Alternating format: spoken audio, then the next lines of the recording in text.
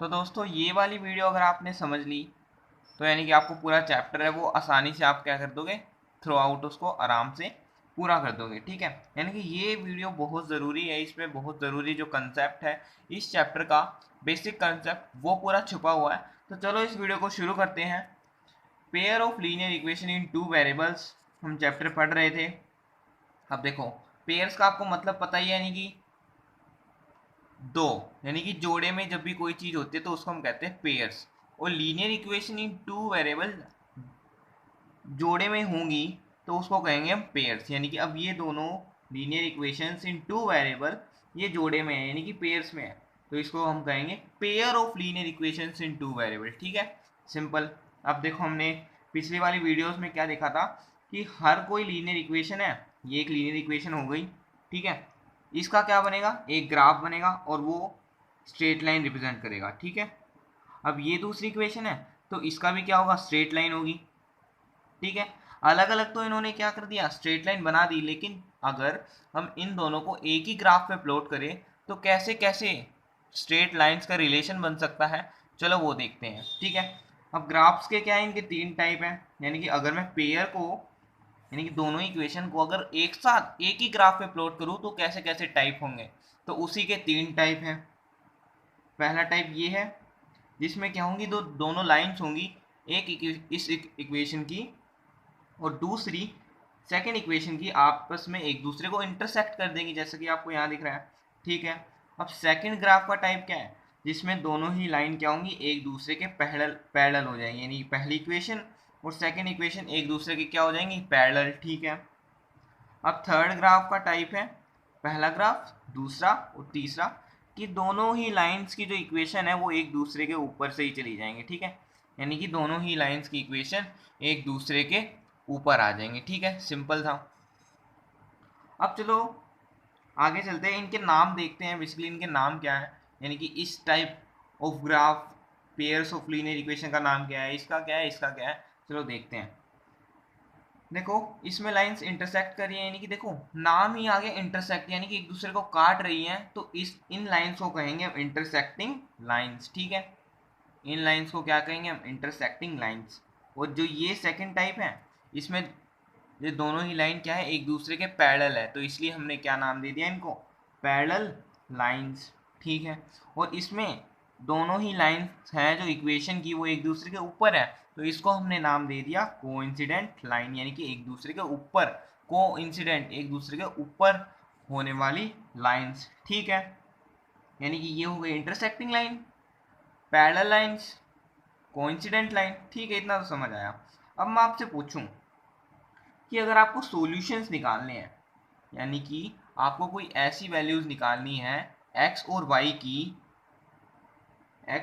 की, दोनों ही इक्वेशन के लिए, जिनको मैं इसमें और इसमें पुट करूं तो दोनों ही इक्वेशन एक दूसरे को सेटिस्फाई कर दे, यानी कि यहाँ भी right hand side left hand side के इक्वल आए और इसमें भी। ठीक है, मान लो अगर मैंने x की वैल्यू 1 और 2 मानी, ठीक है, तो दोनों इक्वेशन में अगर मैं x की और y की वैल्यू पुट करूँ ना, तो right hand side left hand side के इक्वल आनी चाहिए हमेशा, यानी कि ये होता है सेटिस्फैक्शन ऑफ इक्वेशन।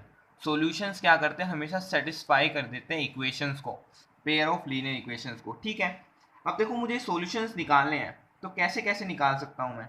आपने अगर पिछली वाली वीडियो देखी होगी फ्लो चार्ट वाली, तो उसमें मैंने दिखाया था कि कैसे कैसे सॉल्यूशंस निकाल सकते हैं। हमने देखा था ग्राफिकल मेथड था और एल्जेब्रिकल मेथड था। देखो, ग्राफिकली तो हम यही सीख लेंगे कैसे निकालना है। ठीक है, देखो, और एल्जेब्रिकली हम देखेंगे एक्सरसाइज 3.3 में। ठीक है, एक्सरसाइज 3.3 में इसका यूज होगा, लेकिन एक्सरसाइज 2.2 तक ये यूज करेंगे हम। ठीक है, अब देखो कैसे निकालेंगे यहाँ सॉल्यूशंस।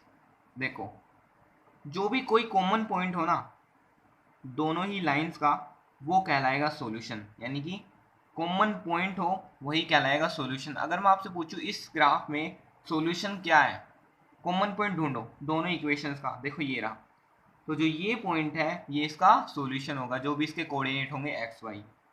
ठीक है, अब मैं इसमें पूछूं आपसे सॉल्यूशन क्या है, आपको कोई कॉमन पॉइंट दिख रहा है, सॉल्यूशंस यानी कि कॉमन पॉइंट, कोई कॉमन पॉइंट दिख रहा है, यानी कि नहीं है। तो इसके क्या होंगे, 9 सॉल्यूशंस होंगे। देखो हाउ मैनी सॉल्यूशंस अगर मैं पूछूं आपसे तो इसके तो होंगे एक, क्योंकि लाइंस क्या कर सकती हैं, एक ही बार तो इंटरसेक्ट कर सकती है अपने आप को, तो इसका होगा एक सॉल्यूशन। इसके होंगे 9 सॉल्यूशन, क्योंकि पैरेलल लाइंस आपको पता है कभी भी इंटरसेक्ट नहीं करती। अब मैं अगर कोइंसिडेंट लाइंस के आपसे सॉल्यूशन पूछूं कि कितने सॉल्यूशंस होंगे इसके, तो आप क्या जवाब दोगे? आप जवाब दोगे कि भाई जितने भी कॉमन पॉइंट्स होंगे वो सारे उसके सॉल्यूशन होंगे। अब कॉमन पॉइंट्स देखो, ये भी कॉमन पॉइंट, ये सारे कॉमन पॉइंट्स हैं, तो कितने होंगे? ये तो लाइन आगे आगे बहुत स्ट्रेच हो जाएगी, तो कितने होंगे कॉमन पॉइंट्स? बहुत सारे, इन्फिनिटी। इसलिए क्या किया हमने, इसके जो सॉल्यूशंस हैं वो है इन्फिनिटी सॉल्यूशंस। यानी कि आपको ये भी समझ आ गया, यानी कि अगर मैं इसके सॉल्यूशन बताऊं, इंटरसेक्टिंग लाइंस के कितने सॉल्यूशन होते हैं? सिर्फ एक सॉल्यूशन। पैरेलल लाइंस के कितने सॉल्यूशन होते हैं? 9 सॉल्यूशन, एक भी सॉल्यूशन नहीं होता। कोइंसिडेंट लाइन के कितने सॉल्यूशंस होते हैं? Infinity many solution. ठीक है, अब ये तो हमने समझ लिया। अब पता है जब बुक में आप देखोगे तो इनके जो लाइंस हैं, इनके आपको अलग अलग जो नाम है वो भी दिए गए होंगे, इनके अलग अलग जो नाम है वो भी दिए गए हैं। अब देखते हैं अदर नेम्स क्या है इनके, इन्हीं ग्राफ्स के, इन्हीं जो लाइंस हैं इनके अलग अलग नाम भी हैं, वो भी देखते हैं। देखो ठीक है, अब अदर नेम्स देखते हैं हम। अब इंटरसेक्टिंग लाइंस को हम यूनिक सॉल्यूशन भी कहते हैं, यानी कि वन सॉल्यूशन को हम यूनिक सॉल्यूशंस भी कहते हैं। ठीक है, यानी कि सिर्फ एक ही सॉल्यूशन है, सिर्फ सबसे अलग सॉल्यूशन है, एक सॉल्यूशन सबसे अलग सॉल्यूशन, इसलिए यूनिक सॉल्यूशन। ठीक है, अब पैरेलल लाइंस को यानी कि नो सॉल्यूशन को हम नो सॉल्यूशन ही कहेंगे। ठीक है, इसका तो सेम नाम है। अब देखो इन्फिनिटी सॉल्यूशन था तो इन्फिनिटी मैनी सॉल्यूशन, यानी कि simply one solution unique solution, no solution no solution, infinity solution infinity many solution. Simple था ये तो। अब देखते हैं एक और कैटेगरी है, कंसिस्टेंट, इनकंसिस्टेंट और फिर से कंसिस्टेंट। ये क्या टाइप हुआ? देखो कंसिस्टेंट होता है कि बेसिकली नॉर्मल हो, स्वाभाविक हो। अब देखो किसी के जीरोज निकल रहे हैं तो भाई उसके लिए अच्छी बात है ना, यानी कि स्वाभाविक है, यानी कि नॉर्मल है। ठीक है, तो इसलिए इसको कहते हैं कंसिस्टेंट।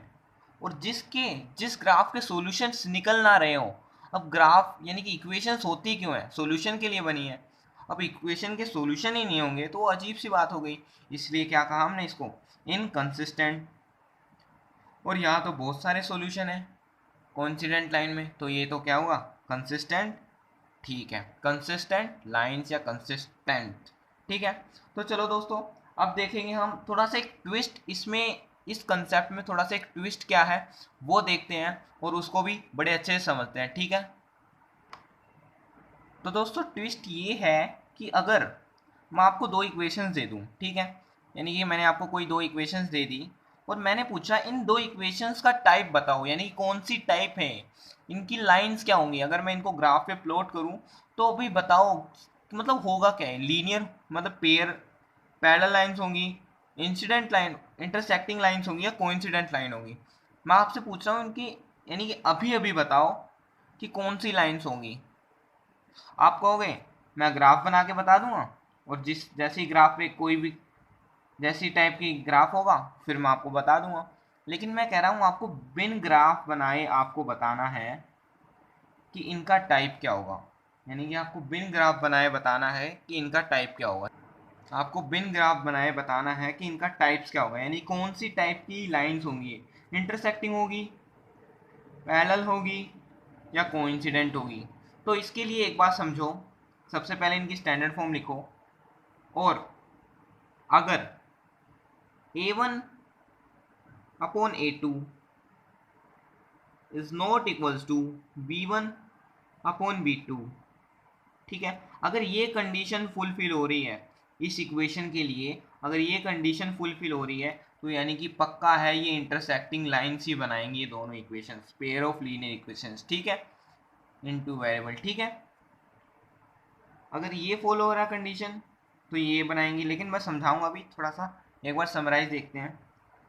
अब पैरेलल के लिए क्या होगा, पैरेलल के लिए a1 upon a2 b1 upon b2 b1 upon b2 is not equals to c1 upon C2, ठीक है। और आपको पता ही होगा A1 अपॉन A2 क्या होता है। A1 होता है यहाँ x का कोफिशिएंट, B1 y का कोफिशिएंट यानी कि -2, ठीक है, ये तो आपको पता ही है।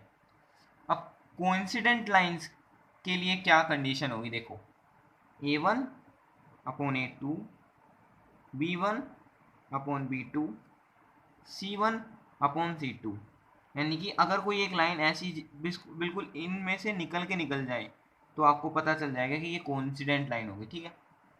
यानी कि आपको एक कंडीशंस याद करनी है। अगर A1 upon A2 is not equals to B1 upon B2 है तो वो दोनों इक्वेशंस इंटरसेक्टिंग लाइन फॉर्म करेगी, ठीक है। अगर ये कंडीशन है तो पैरेलल लाइंस फॉर्म करेंगी। A1 upon A2 is equals to B1 upon B2 is not equals to C1 upon C2। अगर ये कंडीशन है तो वो कोइंसिडेंट लाइन फॉर्म करेगी। अब मैं आपसे पूछता हूँ कि ये दो इक्वेशंस ये क्या फॉर्म कर रही है, बिना ग्राफ बनाए आपको बताना है। तो आपके पास एक रास्ता है, ये कंडीशन इस पे लगा के देख लो और काम हो गया। अब आप बता दोगे बिना ग्राफ बनाए, जैसे कि x minus 2y is equals to 0, first equation, ठीक है। और 3x plus 4y equals to 20, ये हमारी सेकेंड इक्वेशन, ठीक है। अब आपको क्या करना है, ये कंडीशंस फॉलो करनी है, ठीक है। तो A1 की वैल्यू आपको पता है 1 है, A1 ये है, B1 ये है और C1 हमारा 0 है, ठीक है। A2 ये है, B2 ये है और C2 आपका ये। आपको स्टैंडर्ड फॉर्म तो याद ही होंगी, A1x plus B1y plus C1 equals to 0, ठीक है। अब क्या करना है, आपको रेशो निकालना है, सिर्फ A1 लिखना है अपॉन A2 क्या है, देखो A1 अपॉन A2 क्या है और B1 अपॉन B2 क्या है, आपको सिर्फ रेशो निकालना है। देखो A1 क्या है, 1 है, देखो ये रहा 1, A2 3 है, ठीक है। अब B1 क्या है, -2, देखो माइनस साइन भी लेना होता है, B2 प्लस 4, ठीक है। अब कैंसिल कर दो, यहाँ 1/2 माइनस 1/2, 1/2 माइनस, ठीक है। अब देखो आपकी कौन सी कंडीशन फुलफिल हुई, A1 upon A2 is not equals to B1 upon B2। आपकी कौन सी कंडीशन फुलफिल हुई, ये वाली इंटरसेक्टिंग लाइंस वाली, यानी कि जो आपकी ये दो इक्वेशंस होंगी ये इंटरसेक्टिंग लाइंस फॉर्म करेगी। आपको समझ आया, ठीक है। तो अब चलेंगे आगे, क्वेश्चंस करेंगे और उसके साथ साथ जो प्लस में बेसिक कंसेप्ट उसके साथ साथ ही क्लियर करते चलेंगे। तो अब चैनल से बने रहो क्योंकि अब एक्सरसाइज की वीडियोस आने वाली है। तो चलो, thank you for watching, thanks.